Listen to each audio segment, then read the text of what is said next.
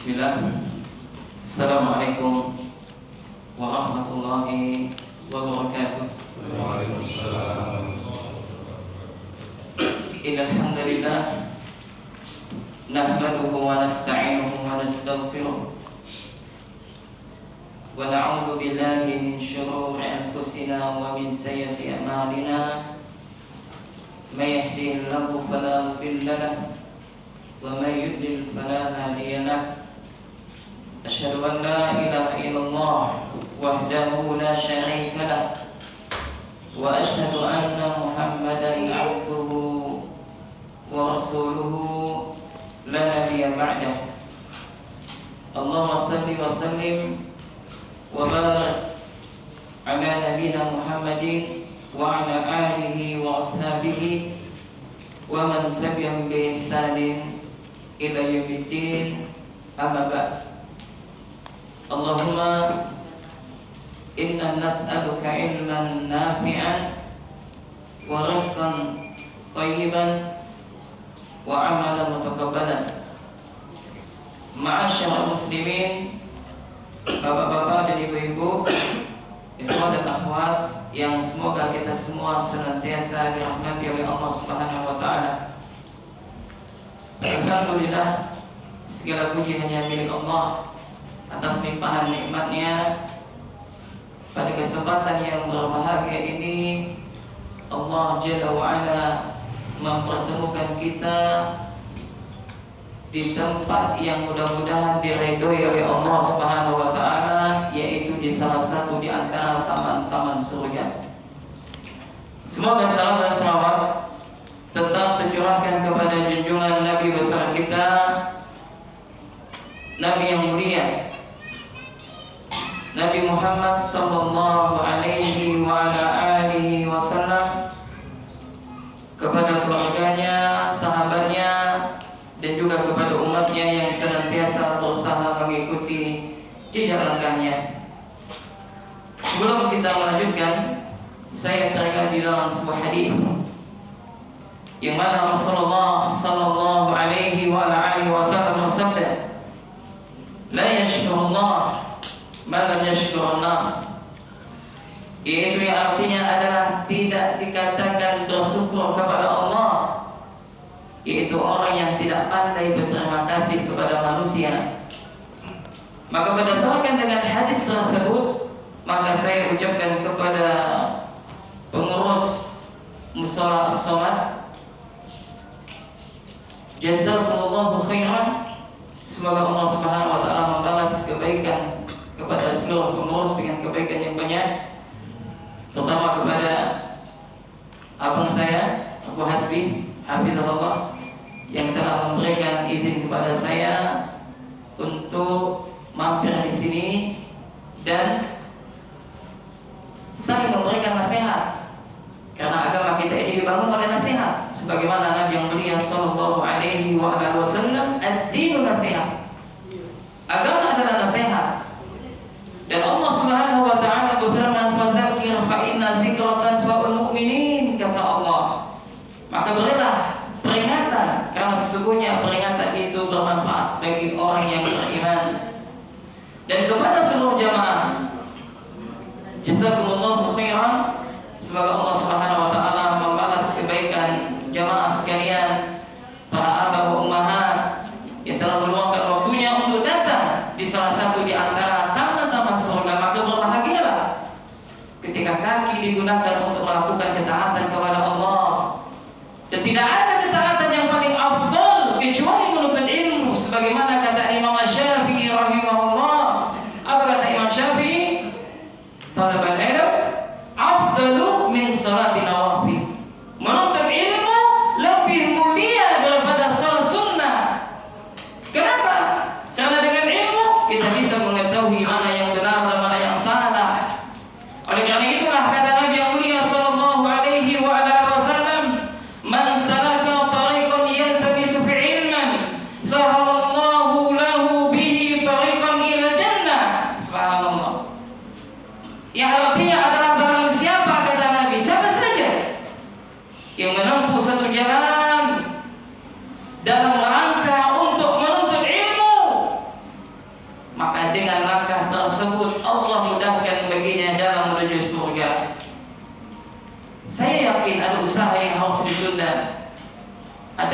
kehidupan yang harus diakhirkan demi apa? Menuntut ilmu. Maka mudah-mudahan hadis tersebut memberikan motivasi kepada kita untuk selalu senantiasa melangkahkan kaki kita ke majelis ilmu. Kenapa jemaah? Karena menuntut ilmu adalah satu kewajiban. Sebagaimana kata Nabi yang mulia, Allahumma shalli wa sallim alaihi, talabul ilmi fariidatun ala kulli muslim. Menuntut ilmu wajib bagi setiap muslim. Ma'asyiral muslimin yang dirahmati oleh Allah Subhanahu wa taala. Ada pepatah mengatakan, tak kenal maka apa? Tak sayang apa kenal? Jadi ada pepatah mengatakan tak kenal maka tak sayang, atau istilahnya ta'arufan. Kenalan. Supaya tumbuh rasa cinta di antara kita karena Allah Subhanahu wa taala. Kenapa? Karena kata Nabi yang mulia, Allahumma shalli wa sallim alaihi, la yu'minu ahadukum hatta yuhibba li akhi ma yuhibbu li nafsi. Ini subhanallah, ini nasihat tentang tanda kesempurnaan keimanan kita berdasarkan saling kecintaan kita karena Allah. Tidaklah sempurna keimanan salah seorang di antara kalian, kata Nabi, sampai Anda mencintai saudara Anda sebagaimana Anda mencintai diri Anda sendiri. Inilah yang telah hilang di tengah-tengah ikhwah di antara kita, membangun cinta dan kasih sayang karena Allah Azza wa Jalla. Mudah-mudahan dengan sedikit saya kenalan, kita semakin cinta karena Allah, saling menziarahi karena Allah Subhanahu wa taala. Kenapa? Karena saya ingat salah satu perkataan Imam Sufyan Ats-Tsauri, dan itu kok tidak salah pada abad kedua, kok tidak salah zaman tabi'in, yang mana dia mengatakan, wahai fulan, kalau seandainya engkau ketemu ahli sunnah wal jamaah, seseorang yang betul-betul cinta kepada Allah dan Rasulnya, meniti jalan para salafus saleh, sampaikan salamku kepadanya. Kenapa? Karena kita hidup pada zaman keterasingan. Apa kisah atau keduanya? Kita sekarang sudah abad berapa ini? 15 abad. Subhanallah. Maka satu kebahagiaan saya bisa bertemu kepada jamaah sekalian, bapak-bapak, pada kesempatan kali ini, ya, untuk mempersingkat waktu, ya, ini mukadimahnya. Saya memperkenalkan diri saya. Nama saya adalah Abdul Razak, yaitu asal dari kota Singkawang, Provinsi Kalimantan Barat.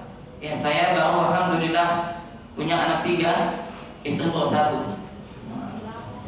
Ya, jadi pendidikan terakhir saya kemarin belajar di Ma'had Syekh Jamil Rahman Yogyakarta tahun 2012 selesai kemarin. Nah, kemudian kesibukan saya yaitu mengajar di 2 pondok pesantren. Pertama adalah Ma'had Darul Mukhlisin, dan yang kedua adalah Ma'had Al-Barakah Islamic School Sambas, dan sekaligus saya diminta menjadi pimpinan pondok tersebut.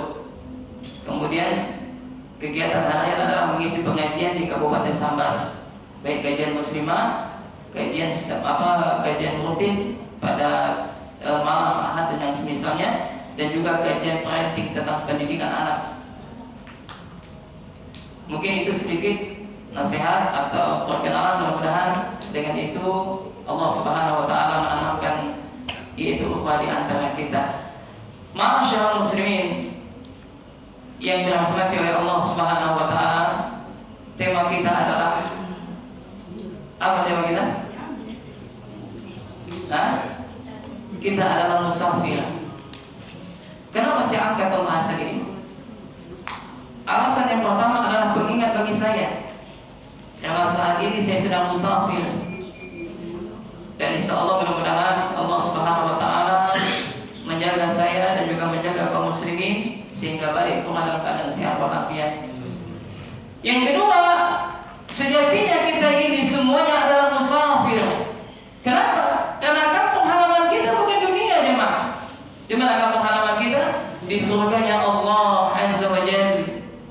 Maka saya akan mengangkat sebuah hadis. Hadis ini sahih, diriwayatkan oleh Imam Bukhari dan juga Imam At-Tirmidzi dan juga Imam Ibnu Majah, Imam Ahmad dan yang selainnya. Yaitu insyaallah hadis ini saya yakin di antara jamaah sudah sering mendengarkannya, tapi tidak ada salahnya untuk selalu kita ingatkan. Kenapa? Karena kita ini manusia ini adalah lalai.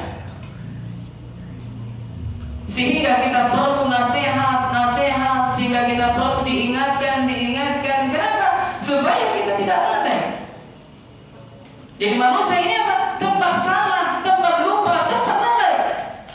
Makanya bersyukur kalau seandainya kita hidup di tengah-tengah orang yang soleh, yang selalu mengingatkan kita kepada kebaikan, yang selalu mengingatkan kita tentang akhirat.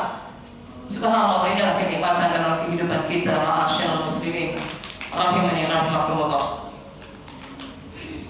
Judul tema kita ini berdasarkan hadis yang diriwayatkan oleh sahabat yang mulia Abu Abdullah Ibni Umar radhiyallahu ta'ala anhuma, yang mana dia mengatakan akhadha Rasulullah sallallahu alaihi wa alihi wasallam bimankibi. Jadi kata Abdullah bin Umar, dia mengatakan bahwasanya satu ketika Rasulullah sallallahu alaihi wa alihi wasallam memegang kedua pundakku. Nah, di sini para ayah dan juga para bunda memberikan pelajaran kepada kita apa? Berkaitan dengan pendidikan anak.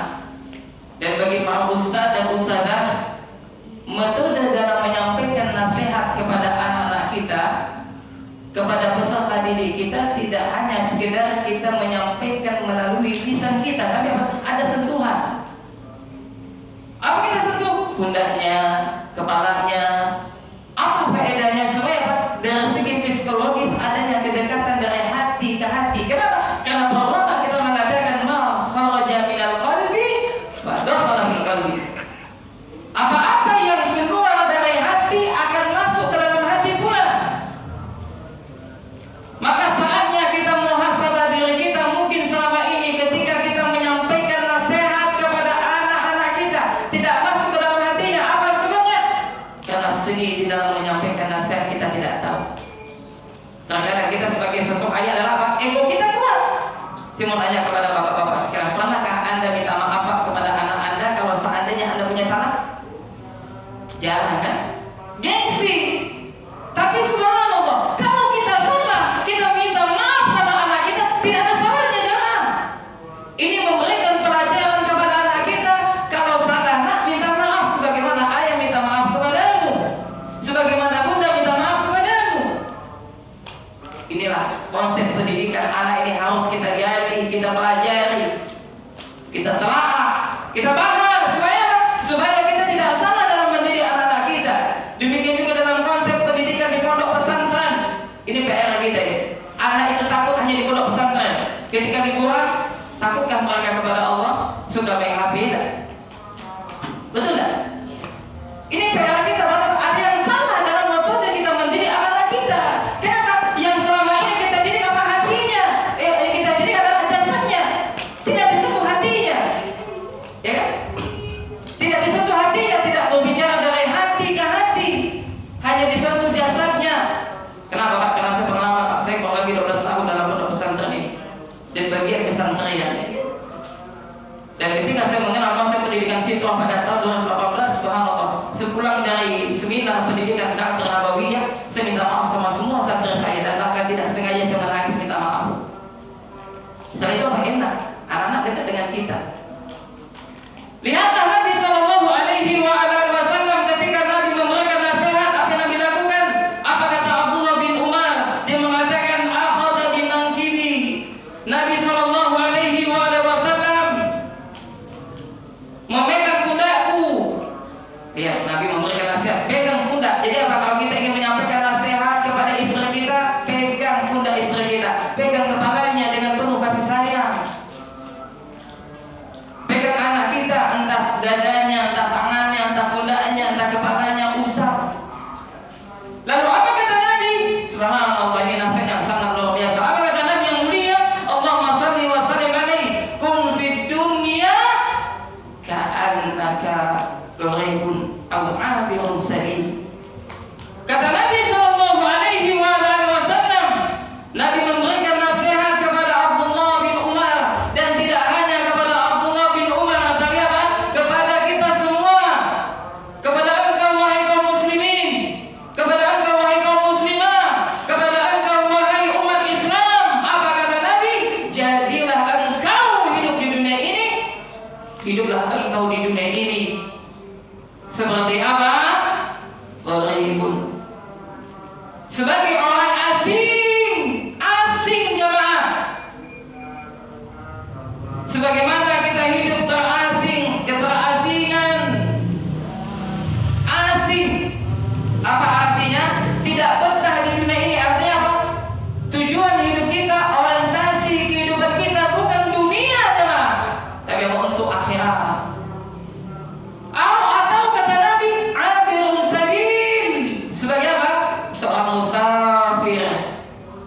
Sini bapak-bapak pernah tak melakukan perjalanan Pak? Di mana paling jauh? Cuma kabarnya. Paling jauh kemana Pak? Mungkin keluar daerah. Apa yang sudah pernah ke Kalimantan? Pernah ya? Mungkin gambar Kalimantan, mungkin gambarnya Kalimantan banyak hutan ya Pak? Enggak juga. Ya. Dan alhamdulillah dakwah kita di Kalimantan, khususnya di Kalimantan Barat, alhamdulillah besar. Maka sampai-sampai kita disebut daerah kita adalah zona merah Wahabi katanya. Alhamdulillah. Ya, ini subhanallah adalah dakwah yang benar. Ya, menyebar di seluruh penjuru pelosok negeri kita. Ya, ini apa sebabnya? Semangatnya para ulama kita, para asatidzah kita. Ya.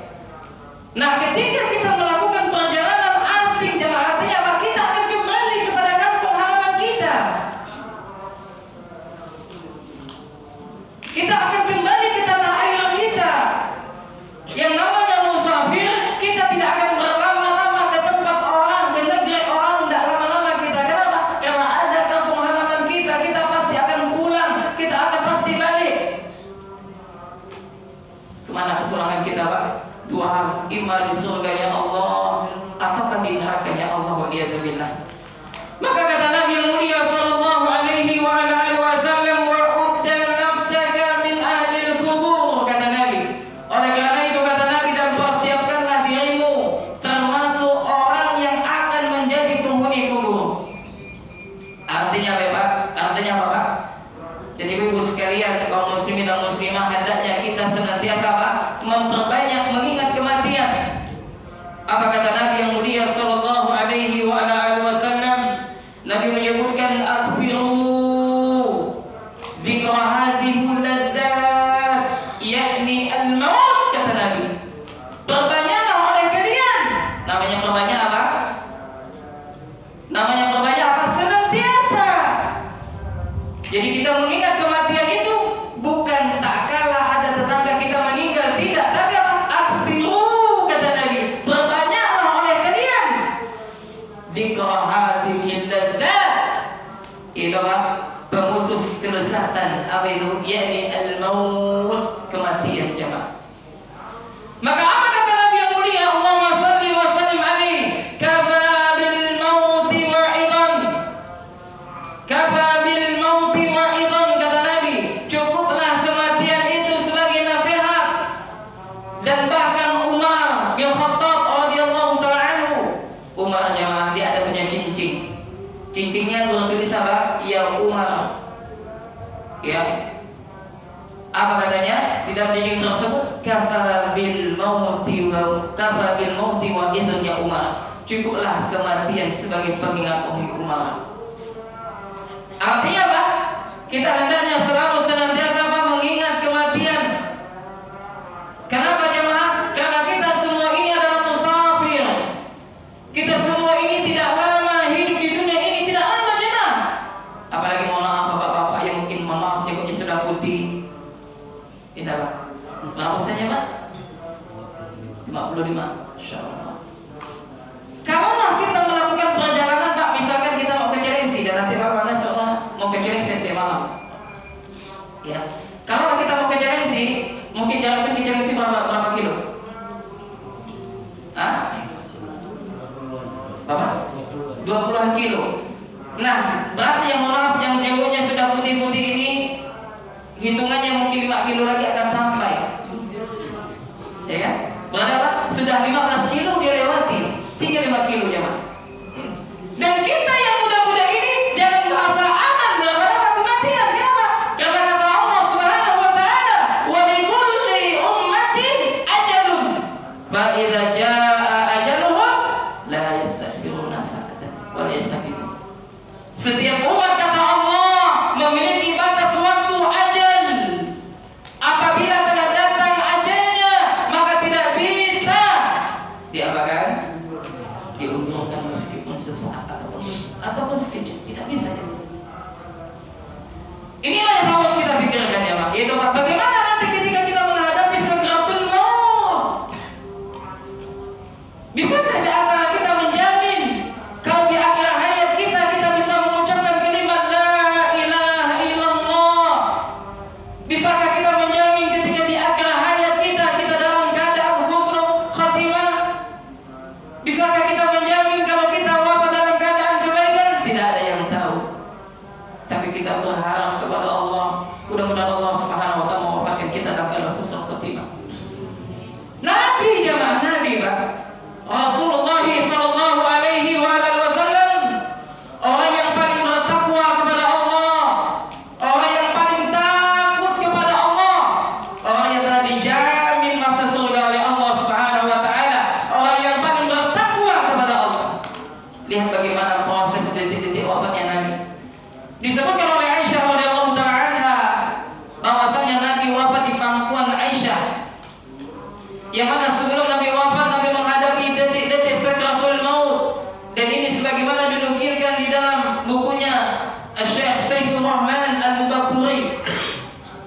Yang mana ketika itu Rasulullah sallallahu alaihi wasallam menghadapi sakratul maut, maka Nabi sallallahu alaihi wasallam melihat ketika Abdullah datang, maka digocekkan Abdullah ada siwak, maka Nabi memandang siwak tersebut. Dan Aisyah radhiyallahu ta'ala anha memahami bahwasanya Nabi ingin bersiwak, maka diambillah siwak tersebut. Lalu Aisyah pun memunyah siwak tersebut dan dimasukkan ke dalam mulutnya Nabi.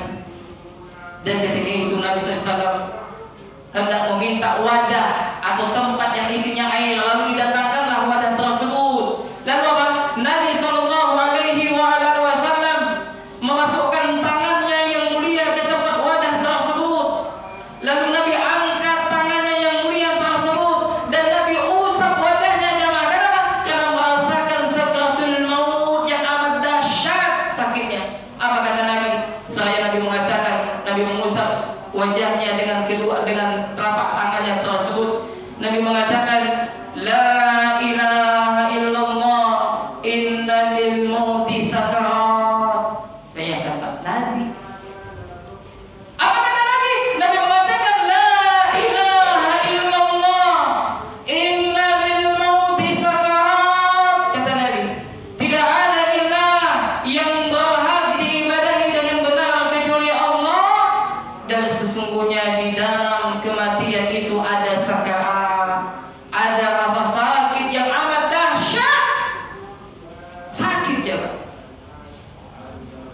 Bahkan dikatakan salaf, kalau seandainya orang yang telah meninggal dunia itu dibangkitkan dan disampaikan kepada kita yang masih hidup, maka niscaya kita tidak akan bisa tidur dengan nyenyak, tidak akan bisa makan dengan enak. Kenapa? Karena ngerinya, sakitnya menghadapi sakratul maut.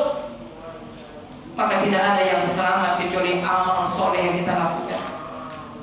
Inilah perjalanan kita. Inilah yang saat ini hendaknya kita jadikan sebagai persiapan. Maka semoga Allah Subhanahu wa taala merahmati Ali bin Abi Thalib. Apa katanya? Ini perlu dicatat ini. Apa kata Ali bin Abi Thalib? Dia mengatakan, irtalahati dunya mudbirah. Dunia ini akan pergi meninggalkan kalian. Dunia ini Pak akan pergi meninggalkan kita. Artinya apa? Kita ini akan pergi meninggalkan dunia. Sebanyak apapun hartamu, itu sejatinya bukan milikmu. Setinggi apapun jabatanmu, satu saat engkau akan meninggalkan jabatan tersebut. Sebagus apapun rumahmu, maka kelak rumahmu tersebut menjadi ahli warismu. Maka apa kata Ali bin Abi Thalib? Irtalahati dunya mudbirah. Dunia, sesungguhnya dunia akan pergi meninggalkan kita. Kita akan meninggalkan dunia yang penuh dengan ujian, rintangan, kepayahan, kesusahan, fitnah, syahwat dan syubhat. Inilah dunianya. Dan apa kata beliau? Wartalahatil akhirah mubilah. Dan akhirat, kehidupan akhirat itu pasti akan datang. Kita pasti bertemu dengan apa? Yaumul akhir.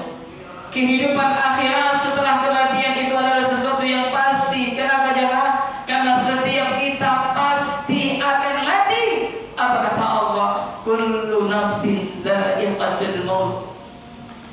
Setiap yang bernyawa kata Allah pasti akan merasakan kematian. Semuanya tanpa terkecuali. Dunia akan kita tinggalkan. Kita akan pergi meninggalkannya. Yang mungkin saat ini kita sibuk mencari dunia sampai lupa kepada Allah. Bahkan sampai-sampai kita tidak pernah lagi menginjakkan majelis ilmu. Waliyadzubillah, tsumma na'udzubillah. Yang mungkin dahulu wajahnya putih bersinar karena di atas hidayah, lalu saat ini menjadi hitam legam. Kenapa? Karena sebab maksiat yang dilakukan. Waliyadzubillah. Kemudian kata Ali bin Abi Thalib, wa likulli wahidatin minhuma banun. Dan setiap keduanya, masing-masing dari dunia dan akhirat ada pengikutnya, ada pencintanya. Maka kata Ali bin Abi Thalib, fakunu min abna'il akhirah. Maka jadilah kalian wahai kaum muslimin pengikut akhirat, anak-anak akhirat, mengejar akhirat. Jadilah kalian wahai kaum muslimin menggapai akhirat, mengejar akhirat, mengejar akhirat. Wala takunu min abna'id dunya, wala takunu min abna'id dunya, min abna'id dunya. Dan janganlah kalian menjadi pengikut anak-anak dunia, pencinta dunia. Dalam sebuah hadis jemaah, Nabi mengatakan apa? Ada dua golongan yang tidak akan pernah kenyang. Apa dua golongan tersebut yang tidak akan pernah kenyang?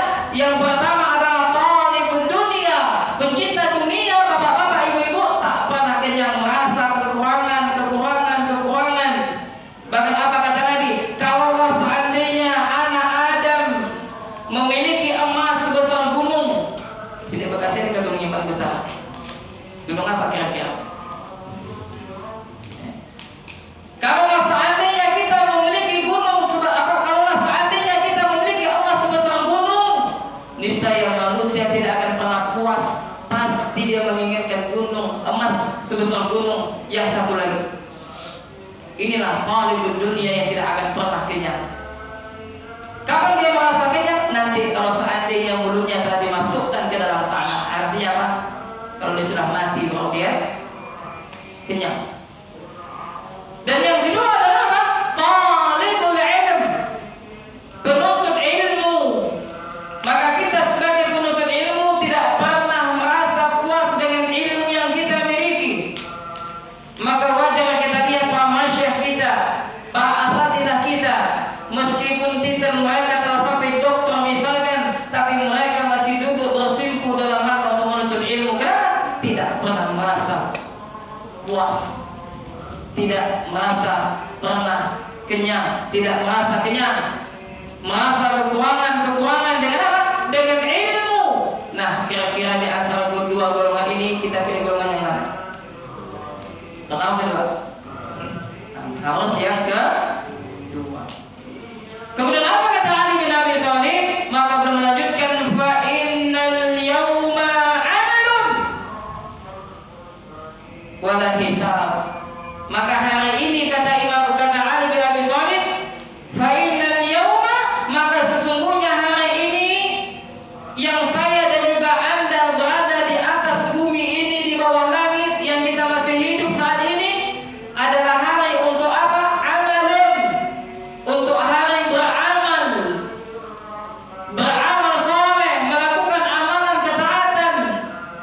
Wala hisab, bukanlah hari untuk penghisapan, bukanlah hari untuk apa? Menerima hasil.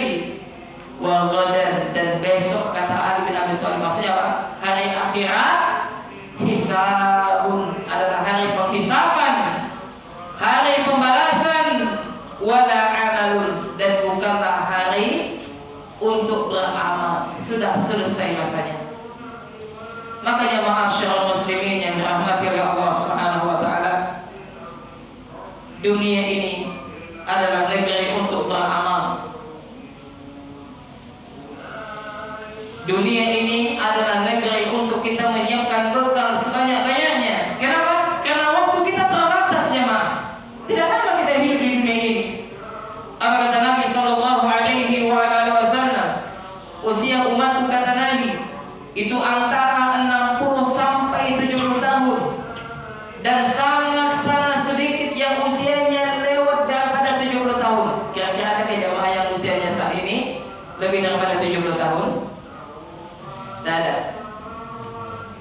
Kalau ada berarti dah banyak bonusnya ya.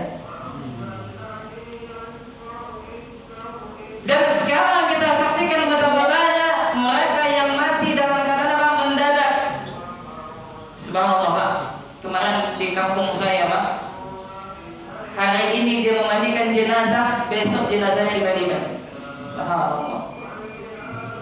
Kenapa demikianlah kematian hadirin? Ketika dia datang, tidak akan mengucapkan salam kepada kita dan tidak ada tanda-tandanya. Makanya apa? Kita harus bersiap-siap. Maka di sini ada 3 amalan yang apabila kita lakukan maka amalannya akan terus mengalir. Dan ini sebagai penutup, ya, karena ya Isya jam 7 lewat 10 menit 12 menit ya. Nah, kalau lebih 12 menit lagi, ya maka mudah-mudahan ini dapat kita amalkan hadirin dan hadirat yang semoga senantiasa dirahmati oleh Allah Subhanahu wa taala. Dan ini bentuk kasih sayang Allah Azza wa Jalla. Ya. Apa kata Nabi yang mulia? Idza mata ibnu Adam in qata'a anhu 'amaluhu illa min thalath. Apabila anak Adam telah meninggal dunia kata Nabi, maka semua amalannya akan terputus. Jadi kaum muslimin dan muslimah rahimani rahimakumullah, kalau kita telah meninggal dunia, semua amal kita akan terputus. Salat kita, amal ibadah salat kita terputus. Ya, baca Al-Quran kita akan terputus dan yang semisalnya. Semua amalan kita terputus kecuali ada 3 amalan. Ini disebutkan oleh Nabi yang mulia, Allahumma salli wa sallim alaihi. Yang pertama kata Nabi, illa min thalath, kecuali 3 hal, 3 amalan yang tidak akan pernah terputus. Yang pertama adalah al-ilmu tanfa'u bihi, ilmu yang diambil manfaatnya, ilmu yang bermanfaat. Maka kata para ulama kita, ilmu itu ada 2 jemaah. Ada ilmu yang nafi dan ada ilmu yang belum nafi. Ada ilmu yang bermanfaat dan ada ilmu yang tidak bermanfaat. Dan lihatlah Nabi sallallahu alaihi wasallam yang mana Rasulullah sallallahu alaihi wasallam setiap harinya, ini sebagaimana dinukilkan oleh Syekh Profesor Dr. Abdul Razak di dalam kitabnya Thamaratul Ilmi wal Amal, ya, kitab yang kecil yang sangat bagus yang berjudul adalah buah daripada ilmu adalah amal. Maka di dalam muqaddimah kitab beliau tersebut menukilkan hadis ini, bahwasanya dia mengatakan Rasulullah sallallahu alaihi wasallam setiap paginya Nabi meminta 3 hal kepada Allah. Apa doanya jemaah? Allahumma inni as'aluka ilman nafi'an wa rizqan thayyiban wa amalan mutaqabbalan. Amalkan itu bapak-bapak, ibu-ibu, aba wa ummahat. Amalkan dan kita ajarkan kepada anak-anak kita. Apa yang Nabi minta? Yang pertama kali adalah ilmu yang nafi', ilmu yang bermanfaat.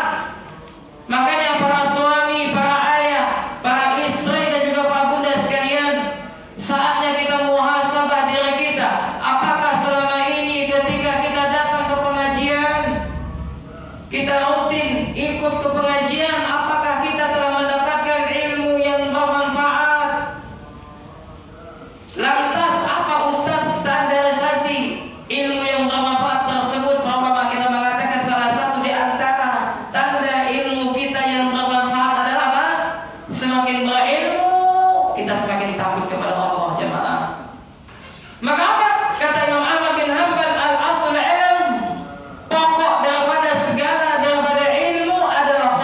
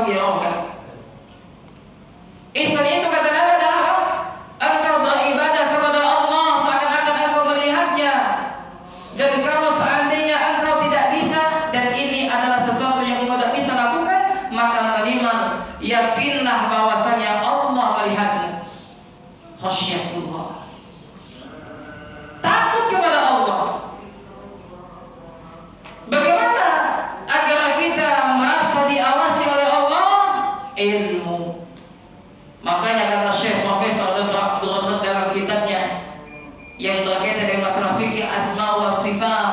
Ilmu yang paling a'zam, ilmu yang paling tinggi adalah apa?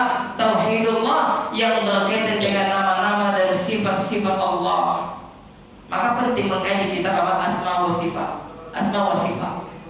Kita mengenal Allah Subhanahu wa taala, Allah Al-Alim, Allah Al-Basir, Allah Al-Razzaq, ya Allah Al-Ghaffar dan yang semisalnya. Kenapa? Supaya kita merasa takut kepada Allah, merasa diawasi oleh Allah. Jadi jemaah, semakin kita rajin datang ke pengajian, semakin takut kita kepada Allah. Apalagi kita ada ilmu yang bermanfaat, semakin semangat dalam beribadah. Semangat. Yang bagi laki-laki sholat berjamaah di masjid. Yang bagi ibu-ibu segera ketika selesai azan langsung sholat, dosa ditunda-tunda. Sholat sunnah semangat kita lakukan, baik sholat rawatib maupun sholat-sholat sunnah yang lainnya. Ini tanda ilmu yang bermanfaat. Apalagi akhlak kita semakin baik kepada keluarga kita, jemaah. Para suami, kapan terakhir Anda kasih hadiah istrinya? Kapan ibu? Ayo dengar kan? Ya. Dulu Ustaz waktu pertama nikah Ustaz, sekarang tak pernah bisa kasih hadiah. Ini baik? Ya dah. Apa kata Nabi sallallahu alaihi wasallam? Khairukum, kata Nabi, wa khairukum li ahli, wa ana khairukum li ahli. Sebagai kalian, kata Nabi, adalah yang paling baik dengan apa? Dengan keluarganya. Dan aku, kata Nabi, adalah orang yang paling baik kepada keluargaku. Apa kata Aisyah radhiyallahu taala anha? Nabi, Pak, kebiasaan Nabi kalau di rumahnya apa? Membantu istrinya. Apa ya bantu Pak? Istri nyuci, boleh. Halusan halu lah Ustaz. Masa saya nyuci piring misalnya. Nabi kalau koyak sandalnya dengan misalnya Nabi menjahit. Lalu kata Aisyah radhiyallahu taala anha, maka ketika adzan berkumandang, maka kata Aisyah radhiyallahu taala anha, salah satu istri Nabi, maka Nabi meninggalkan pekerjaan rumahnya dan Nabi bergegas datang ke masjid. Betapa banyak ikhwan dan betapa banyak suami yang mungkin kasar kepada istrinya, kasar kepada anaknya, tapi kalau dengan kawannya, masya Allah baiknya luar biasa. Betapa banyak suami yang mungkin pelit, tak pernah memberi istrinya kecuali diminta. Adik ada di desa 1.000, jadikan ya untuk belanja sama sepekan. Bisa kan sih? Bisa Ustaz, tapi nantinya mau Indomie terus. Enak ya. Gitu ibu, bapak-bapak sekalian. Nah, saya kita sama istri kita, sama anak kita juga. Akhlak kita semakin baik, semakin lembut, baik tutur kata kita, akhlak kita. Kepada siapa? Kepada orang yang paling dekat dengan kita, siapa? Istri dan anak-anak kita. Demikian juga ummahat, para istri semakin baik pelayanannya. Kalau datang suami ditanya, dosa apa ditanya dari mana bang? Dari mana mas? Tanya mau minum apa mas? Kan lebih enak. Ya maka terkadang suami yang lebih enak dulu apa? Ke warung kopi, kenapa? Karena datang warung kopi ditanya ya kan? Mau minum apa pak? Ya kan? Kalau di rumah enggak ditanya gitu. Ya. Akhlak semakin baik. Subhanallah, itulah tanda ilmu yang bermanfaat ya pak. Ini adalah PR kita. Jadi kita ini apa? Maaf, bukan casingnya saja. Casing siapa pun bisa. Tapi apa? Akhlak karakter kita. Dan karakter kita ini bisa kita ubah dari apa? Dengan ilmu yang nafi, ilmu yang bermanfaat. Tidak bisa Ustaz, ini akhlak saya sudah seperti itu, karakter anak sudah seperti itu. Maka kita katakan bisa insya Allah. Kenapa? Lihat para sahabat. Mayoritas para sahabat jahiliyahnya dah. Ya artinya apa? Mereka adalah para sahabat radhiyallahu ta'ala anhum. Ya, yang mungkin akhlak mereka salah satunya Pak Umar begitu keras. Bahkan Umar salah satu orang yang hendak membunuh Nabi, tapi subhanallah Allah kasih dia hidayah dan akhirnya dapat kuburannya di samping Rasulullah. Lihat Umar ketika masuk Islam, akhlaknya berubah 180 derajat. Ini tugas kita. Ya. Maka salah satu amalan yang kita tidak akan pernah terputus amalnya adalah ilmu yang bermanfaat. Kalau kita memiliki ilmu, ajarkan kepada anak kaum muslimin. Baik ilmu yang berkaitan dengan masalah akhirat maupun ilmu yang berkaitan dengan dunia. Kata para ulama kita dengan catatan apa? Niat. Kenapa? Karena amalan itu tergantung dengan niatnya. Innamal a'malu binniyat wa innamal likulli imrin ma nawa. Setiap amalan itu tergantung dengan niatnya dan setiap orang itu akan mendapatkan apa yang telah dia niatkan. Ya, sebab ini pembahasan ini panjang, kan kita singkat saja jemaah. Langsung masuk poin yang kedua. Yang kedua apa? Kata Nabi yang mulia sallallahu alaihi wasallam adalah shadaqah jariyah. Shadaqah jariyah. Apa itu? Shadaqah jariyah yang kita infakkan untuk kemaslahatan kaum muslimin. Ada tanah wakafkan untuk pondok pesantren, untuk masjid mushola, selagi dipakai Anda mendapatkan pahala. Apa kata Sayyid Ali Ahmad? Sayyid Ali Ahmad dia mengatakan di Pekanbaru, Pak, ada sebuah masjid yang megah dan donaturnya hanya satu orang. Mungkin teman-teman pernah mendengar rekaman kajiannya, ya kan? Dan rumahnya sederhana sekali. Subhanallah, ini orang yang cerdas. Dia beramal untuk akhiratnya. Dunianya dia jadikan jembatan menuju akhirat. Beramal itu apa? Shadaqah jariyah. Salah satunya apa? Kalau tidak ada uang, kita infakkan harta kita, membantu para tahfidul Quran, membantu para penuntut ilmu dan yang semisalnya, biar lebih bermanfaat. Apa kata Nabi? Khairun nas anfa'uhum linnas. Sebagai manusia, kata Nabi, adalah yang paling baik, yang paling bermanfaat dengan manusia yang lain. Dan yang ketiga, yang terakhir adalah waladun salihun yad'ulah. Doa anak yang soleh yang selalu mendoakan kedua orang tuanya. Maka bapak-bapak, ibu-ibu, berbahagialah Anda kalau seandainya saat ini Anda memiliki anak yang soleh dan solehah. Itulah harta sesungguhnya jemaah. Kalau kita punya harta banyak, kita mati, istri kita bisa jadi istri orangnya dah. Istri kita bisa nikah lagi, boleh. Bahkan saya berpesan sama istri saya, nanti kalau saya menikah nikahin apa beda. Jangan kita berpesan udah mati sudah. Tak tahu kita. Meskipun nanti para wanita nanti mereka di surga bersama dengan suaminya yang fakir. Ya. Kemudian yang kedua adalah, yaitu adalah apa tadi yang berkaitan dengan anak yang soleh dan solehah. Kalau seandainya kita punya rumah, maka rumah kita akan menjadi ahli waris, kebun kita menjadi harta ahli waris, kendaraan kita diambil oleh ahli waris. Tapi tidak dengan anak kita. Meskipun kita telah meninggal dunia, maka anak kita ini akan selalu senantiasa mendoakan kita. Anak yang soleh, subhanallah, adalah perhiasan terindah, kado terindah bagi orang tua.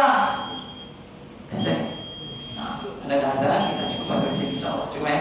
Mudah-mudahan bermanfaat dan mudah-mudahan memberikan motivasi kepada kita untuk beramal, karena dunia ini sejatinya adalah tempat kita sebagai musafir dan kampung halaman kita adalah akhirat, surganya Allah Subhanahu wa taala. Dan mudah-mudahan bila waktu Allah Subhanahu wa taala mempertemukan kita di tempat yang majelis ilmu ini. Subhanallah wa bihamdik, asyhadu an la ilaha illa anta astaghfiruka wa atubu ilaik. Assalamualaikum warahmatullahi wabarakatuh.